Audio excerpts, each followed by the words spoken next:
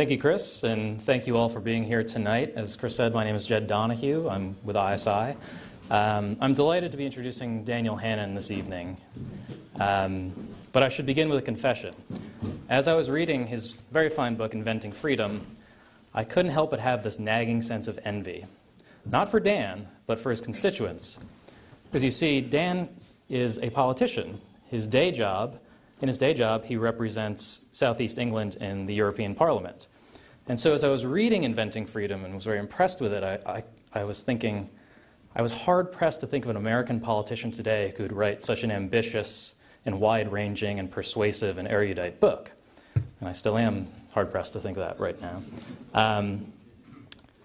As you'll see shortly, the erudition on display in this book is Dan's own. Believe it or not, unlike certain American politicians we've come to know all too well, he will be holding forth this evening without benefit of a teleprompter. And this erudition it begins to explain why he's such a worthy choice for the 2014 Henry and Ann Paolucci Book Award. Henry and Ann, as you can see from the back page of your programs, Chris mentioned, were both distinguished scholars. And so to be recognized with this award, a book must display scholarly rigor and make a real contribution to the literature of its subject. And Dan Hannan fills the bill there. I mean, he holds a double first from Oxford. And in this book, if you have a chance to read it, you'll see he's citing everyone from Washington to Wordsworth to Winthrop effortlessly. But at the same time, Henry and Ann, they weren't scholars who were content to see their books gathering dust in a research library. They were public intellectuals in the best sense of that term. Henry wrote frequently for publications like the New York Times.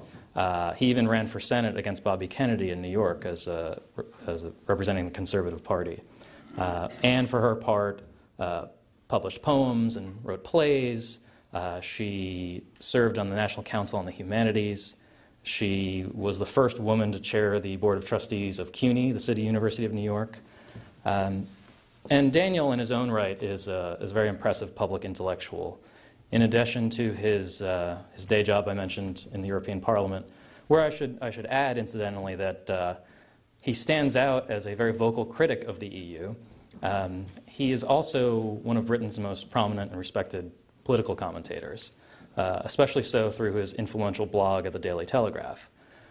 With the Paolucci Book Award, the intent is to honor the best book that advances conservative principles. And in that regard, I think our distinguished panel of judges, some of whom are here this evening, have made a very fine choice with Inventing Freedom. ISI's mission is to ensure that future leaders are prepared to defend and advance the principles that make America free and prosperous. Inventing Freedom is a masterful account of the origin and spread of those principles, and in the process, how those principles created a sphere of liberty that unfortunately today too many leaders take for granted, too many of our people take for granted. But I'll let Dan tell you more about all that. Without further ado, I want to introduce the winner of the 2014 Henry and Ann Paolucci Book Award, Daniel Hannan.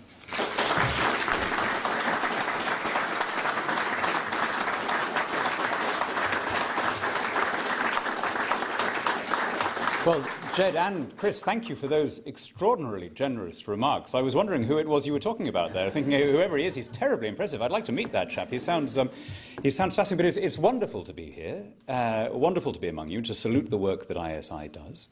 Nice to be back here, of course, as a re-elected representative as well. As Jed mentioned, I have a day job as a member of the European Parliament, and I've just been through an election, so it's a great relief to be in a room where no one can vote for me, no one can vote against me, I can say whatever I like. I don't think, you see, if I were an American politician, I'd have to be saying, it's great to be in the great state of Delaware. I don't even have to do that, because none of you is able to vote one way. I tell you what, there is nothing like an election to remind the representative of the full range of wildlife he represents in his district. This tells you something about Europe. I was canvassing in a part of Hampshire in my constituency, in a rural area, and a farmer came out who was very keen to speak to me when he realised I was his MEP. And he told me this story about the EU being banning some substance that he'd given to his seed bull. He told me this involved story. He'd spent a fortune on this pedigree stud, and apparently it wouldn't do the business. He'd put it with all his heifers, it wouldn't serve any of them. And then on the internet, he'd come across this drug, and bingo, the bull couldn't get enough of it. All his cows were in calf. He was very pleased about it. And now he'd heard that the EU was going to ban this chemical so that it wouldn't get into the food chain. And I said, right, well, I'll look into that for you, sir. What's the name of the drug? Well, I can't rightly remember what it's called, he said, but I can tell you that it tastes of aniseed. You have cows in Delaware, right? Anyway, now I'm back in the European Parliament, and do you know, to make the mood a little bit more somber, one of the things about my day job is you get to meet extraordinary people. From extraordinary places. And a week ago, before I came here, I was talking to a friend of mine who is a Polish member of the European Parliament. He's my age. He came into politics as I did in his late 20s. He has two little girls the same age as mine. But he could have grown up on a different planet. He'd grown up under the Jaruzelski dictatorship. His father had defected to Canada when he was a small boy. They'd only been able to meet once in Cuba. It was the only place that the two of them could get visas to. And the father had said, come back with me to Canada. He'd said, no, I'm going to stay in Poland. I want to be part of the change. I can see it coming. And indeed, he was right. And he got to serve as an MP in one of the first free Polish parliaments, although sadly his father was not alive to see it. And as we were talking, he was telling me about the impact that had been made on him as a teenager as a boy, by John Paul II's first visit to Poland as a Polish pope. And he told me something that I'd never heard before. He said, you know, the Holy Father never once directly criticized the communist authorities.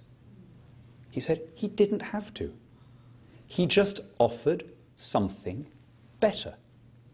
And that, I think, should be the creed of conservatives. Just offer something better. I saw on the news as I was coming here that you'd picked up a jihadi volunteer from the US, someone who had decided that he was so alienated by this country he was going to take up arms with those monstrous blasphemers in Iraq and Syria. We have a similar problem in the United Kingdom. We have something like 200 boys born and brought up in the UK who have been so repulsed by whatever it was that they found around them that they've taken up arms against their country in the most extreme way by fighting alongside some of the vilest people on the face of the planet. And it occurred to me, isn't the answer to be offering them something better? Now, what's been the life experience of one of those second-generation immigrant boys growing up in an English city? If he got any history at all at school, the story of his country will have been presented to him as a hateful chronicle of racism and exploitation. Almost all his dealings with officers of the state will have taught him to despise it. When the national brand is systematically derided and traduced by our intellectual elites over decades, is it any wonder that some of our citizens begin to grope around for alternatives? If you're not satisfied with being patriotic in the identity that your passport proclaims, some people will scrabble around for something more compelling and stronger. We need to offer something better. I made the point earlier today to some of you in a much more benign context that this was ultimately what turned the Scottish referendum. Until the last minute, the Unionists had been saying, here are all the things to be scared of if we break away. We don't know what currency we'll have. We don't know if we'll be in the EU. We don't know which businesses will stay. A lot of those criticisms were perfectly valid, perfectly rational, but people don't like to hear it.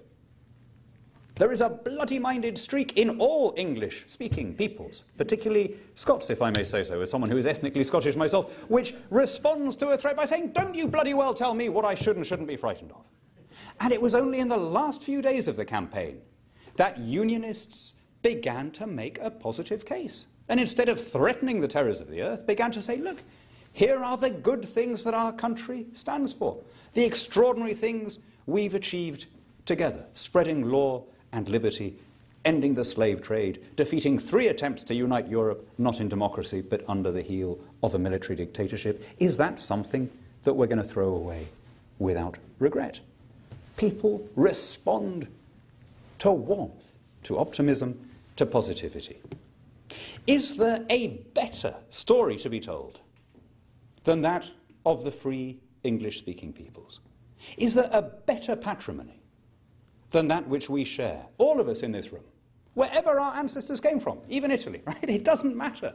It doesn't matter where ancestrally, because the great thing about Anglosphere values is that they are passed on intellectually rather than genetically.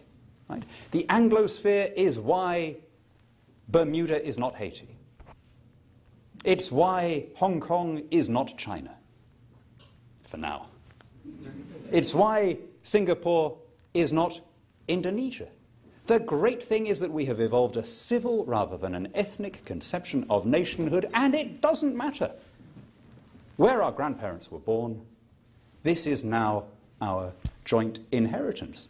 And it is the inheritance that Chris talked about. It's the bridling of government. If there's one thing that distinguishes English-speaking civilization from all the rival models, it's this: that the individual is lifted above the collective, that the citizen is exalted over the state. The state is seen as his servant and not his master. If you wanted me to encapsulate Anglosphere exceptionalism in a single phrase, you could do a lot worse than what John Adams said about the Massachusetts state constitution: a government of laws, not of men.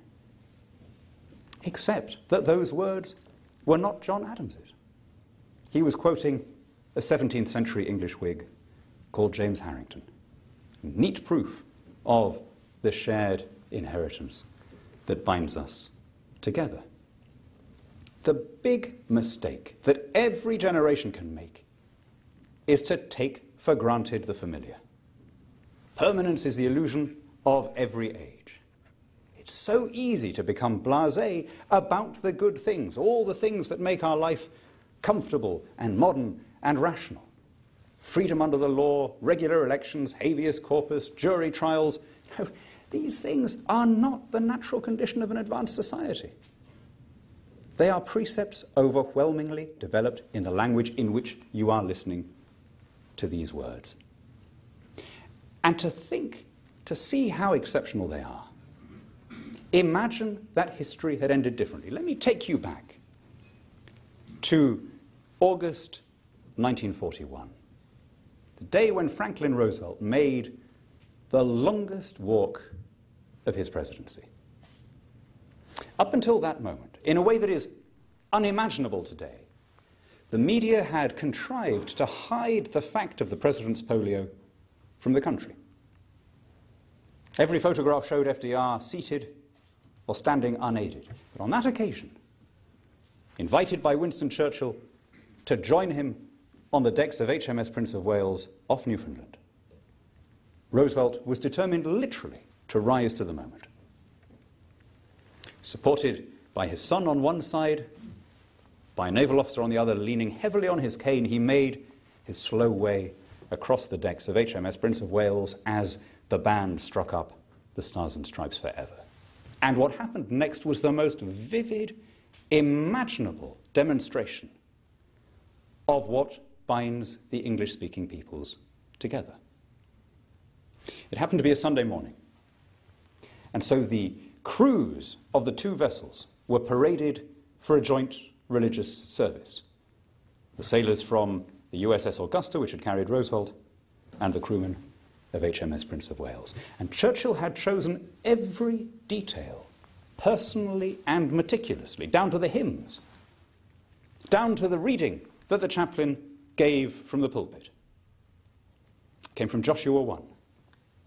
As I was with Moses, so will I be with thee. I will not fail thee nor forsake thee. Be strong and of good courage. And afterwards, exultantly, Churchill burst out at an aid, the same language, the same hymns, the same ideals. And when he said the same ideals, he wasn't making some bland generalization about being the good guys. Think of the world as it appeared from the perspective of 1941. The whole of the Eurasian landmass, from Seoul and Vladivostok to Brest and Lisbon, was under one form or another of dictatorship. Constitutional freedom, liberty under the law, was confined to the Anglosphere, to the community of free English-speaking peoples. And you didn't even have the consolation of telling yourself that the spread of dictatorship had come about as a result of invasion by foreign armies. Yes, some parliamentary regimes had been overthrown by invading troops.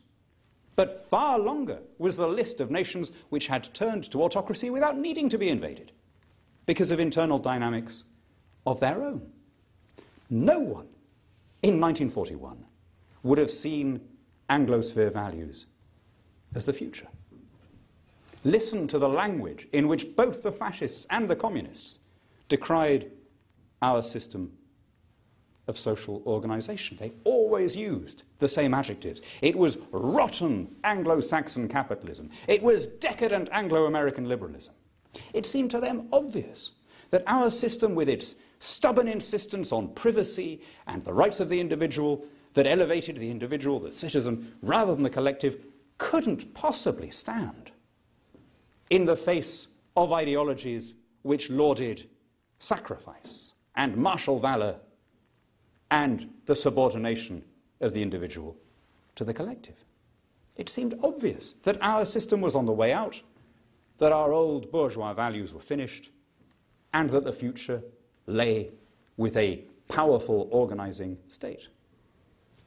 Well, as we now know, thank God, the world was beginning a period of Anglosphere domination, which is now, at least in theory, so widespread that you will barely find a territory on the planet that doesn't at least pay lip service to it.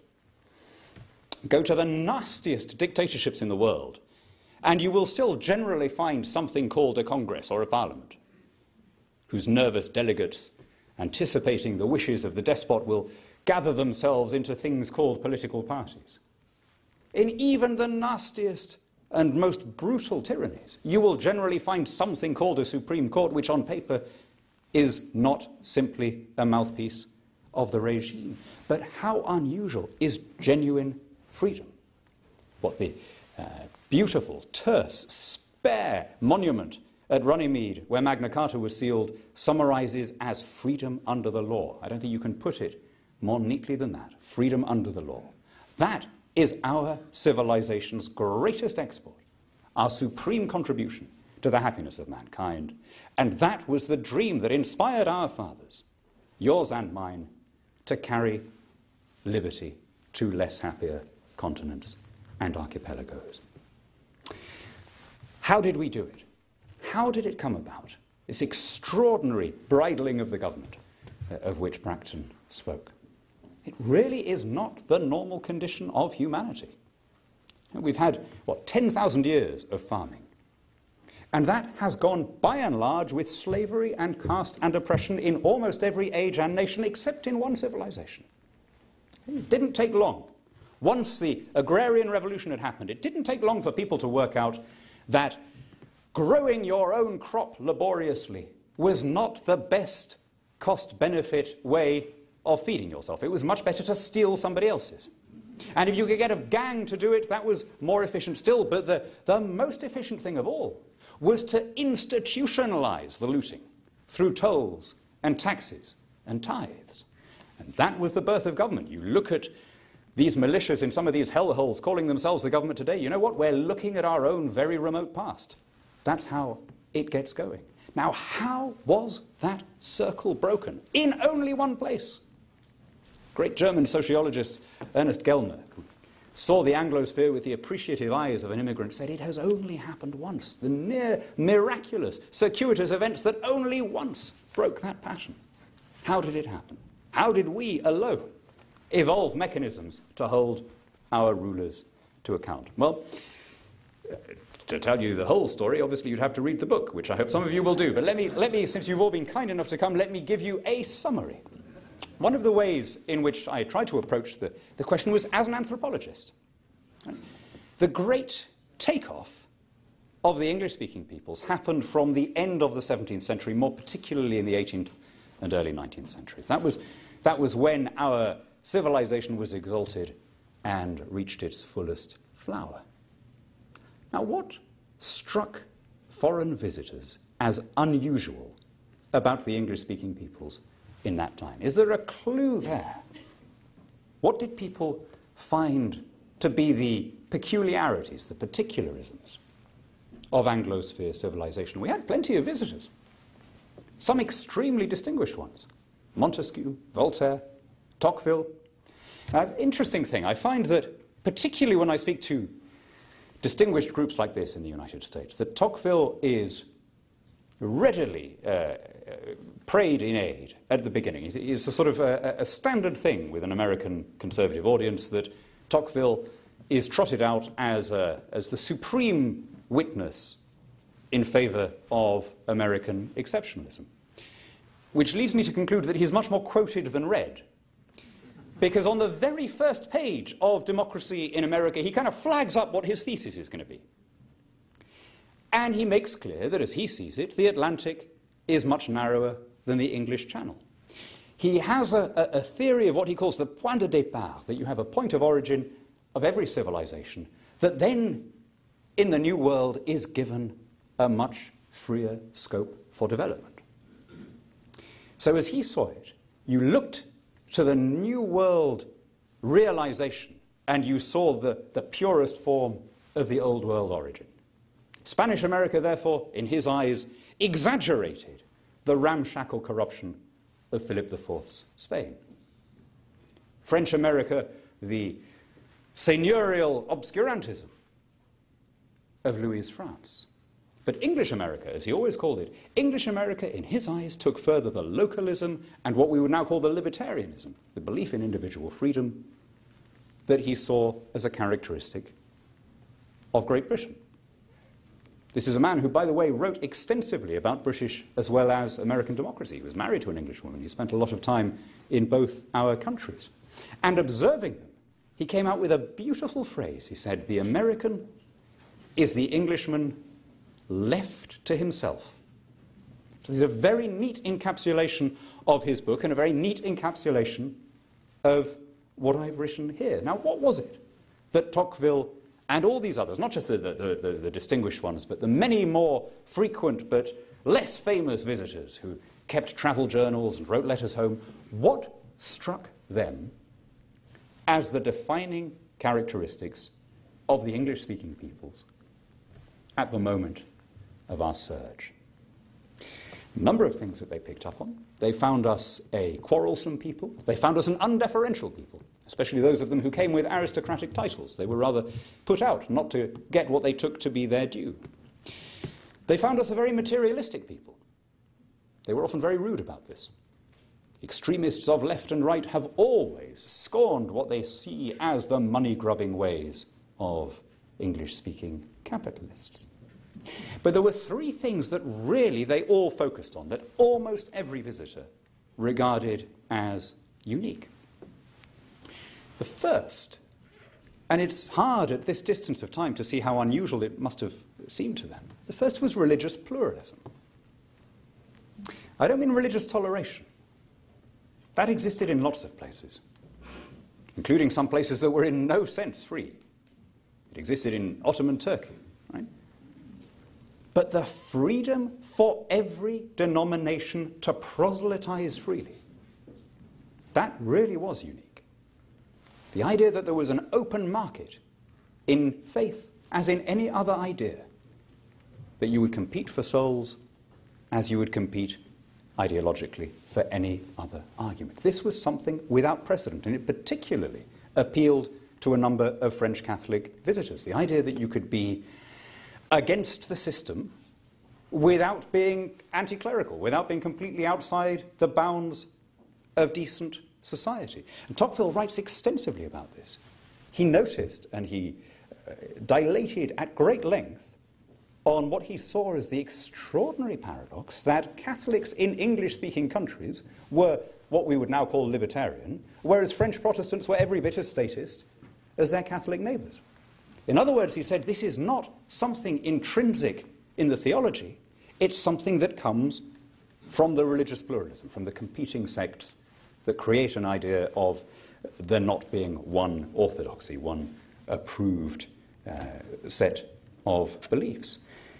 To give you an idea, I mean, the American Republic was perhaps the first place on the planet by several decades to have complete religious freedom, but it had become widespread throughout English-speaking societies before anywhere else really got the hang of it. The last and relatively mild restrictions on non-Christians in Great Britain, which mainly was the disability for being allowed to stand for Parliament, they were lifted by the 1830s, at a time when the Spanish Inquisition was still functioning. This was really an extraordinarily early development. And I think from that flowed a great deal. Something else that struck every visitor, in fact that always, almost by definition, strikes a visitor more than it strikes a native. This is the geographical exceptionalism. You cannot come to most Anglosphere societies other than over water. With the exception, which I'll come back to in a moment, of North America, the Anglosphere is an extended archipelago. Great Britain, Ireland, Australia, New Zealand, Singapore, Hong Kong. And although North America, of course, is not an island, the mentality of the founders of this republic was perhaps more than anywhere else that of an island race. Look at Jefferson's inaugural address, kindly separated by the ocean from the exterminating havoc of 1/4 of the globe. Listen to the words of Washington's farewell address, still occasionally reverentially listened to in the Senate. The idea that there was no need to be entangled with anybody else's wars or quarrels, and therefore there was no need for a permanent army in peacetime.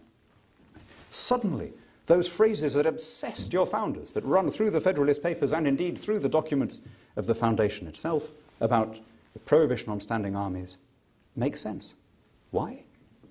If you have no standing army, if your defense depends upon a navy or a territorial militia, the government has no mechanism for internal repression. If the state wants something from the citizens, it has to ask them nicely by summoning their representatives in a parliament or a congress.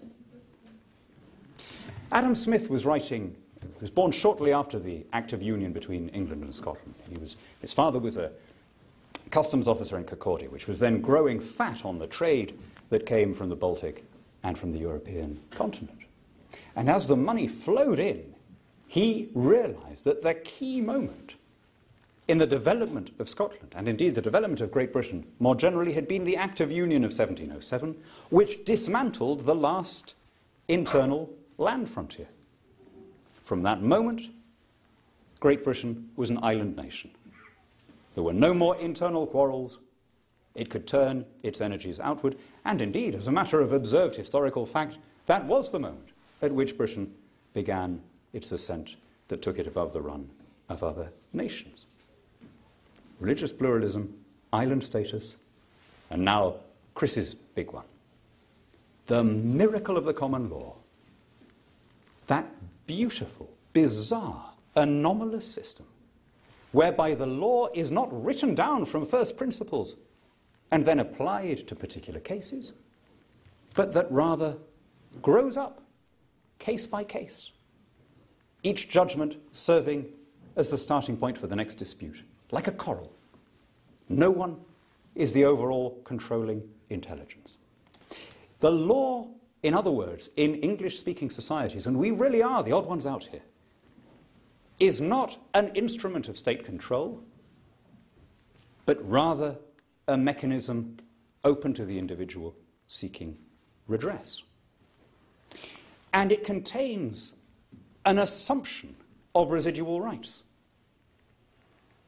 A common law system where the law belongs to the whole population rather than being the property of the state assumes that if something is not expressly prohibited, it's allowed. Now, I come across that difference every week where I work in the European Parliament. There is a fundamental difference of opinion, which stems ultimately from the different legal systems. Again and again, I will say to my colleagues in Brussels, why are you regulating X or Y? And the answer always comes back, because it's not regulated. In the Eurocrat's mind, unregulated and illegal are synonymous concepts. The idea that lack of regulation should be your default option, that that's a natural state of affairs, that is seen as a bizarre Anglo-Saxon peculiarity. If I flesh this out with one example, the European Union over the last 4 or 5 years has been working its way through a number of herbal medicines and alternative remedies, prohibiting them one after another, or if not prohibiting them, subjecting them to, in practice, a prohibitively expensive testing medicinal regime. Now, I'm sure that in this room there is a difference of opinion about the efficacy of alternative medicines. As there is a difference of opinion between me and Mrs. Hannan on the subject. She swears by them, thinks they're much better than most conventional treatments. I think that they are harmless and expensive placebos. But they're certainly not poisonous, right? There should be an assumption of innocence. It's not in the interest of a herbalist to poison her customers. It's a bad business model. And so I thought, well, when they were working their way through, I thought I'd better take this up, partly because it's wrong in principle to be banning things, and partly, of course, because Mrs. H was, well, what is it King Solomon says? It is better to have a dish of bitter herbs in a house where there is love than a stalled ox and hatred therewith. And perhaps never since he authored those words has the bit about the bitter herbs applied quite so literally as in this case. But although whether they were good or harmless things, they were plainly not venomous, right? Why was the EU banning them? Well, here is where you see why the ultra-prescriptive legal approach lets you down. It was captured, as it so often is, by vested interests. In this case, big pharmaceutical corporations who saw the opportunity to impose costs which they could easily meet, but whose compliance would be beyond their smaller neighbours. And again, that's what happens when you have an ultra-prescriptive regulatory state. Ours is really the exception. Nobody, if you were designing in the abstract how to run a political system, you would say, well, you come out with a theoretical law and then you apply it to a particular dispute, right? That's the logical thing to do. Nobody would have invented, and nobody really knows how our fathers stumbled upon this extraordinary system, this idea that the law is the property of the people. Your director, in his introductory remarks, spoke of Magna Carta, whose anniversary falls in June. It will be 800 years old.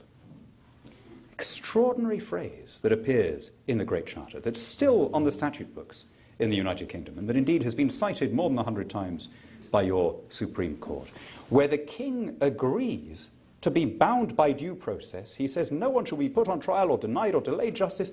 They will be tried only by the law of the land. And there's a phrase we use in English so often that we don't stop to think about it. It's unusual that we do. I mean, no other language has an equivalent phrase used in the same way that we use. The law of the land, not the king's law. Not the law of some holy scripture interpreted by prelates, but a law that is immanent in the population and its territory, a law that is the property of everybody. That's the real miracle. And again, it turns out to be the hero of our story. It's what's shaped us, and it's why anybody, wherever their ancestors come from, when they buy into our political and legal systems, why they can all become full members of our joint Anglosphere civilizations. Well, where does this lead me to come in? I began by talking about offering something better. And I'd like to close, I want to leave a bit of time for questions, I'd like to close with the same request. And I find myself often having to say this to fellow conservatives. You know, maybe there's something in our conservative temperament that prevents us from looking on the bright side. We can very easily find ourselves focusing on the things we don't like. Right? Don't get me wrong, there are lots of things not to like. Right? Our values are derided and traduced. Our patriotism is scorned. We see our children and grandchildren being laden with a debt unprecedented in peacetime. It's easy to get angry. But when you're only angry, you're neither persuasive nor electorally successful.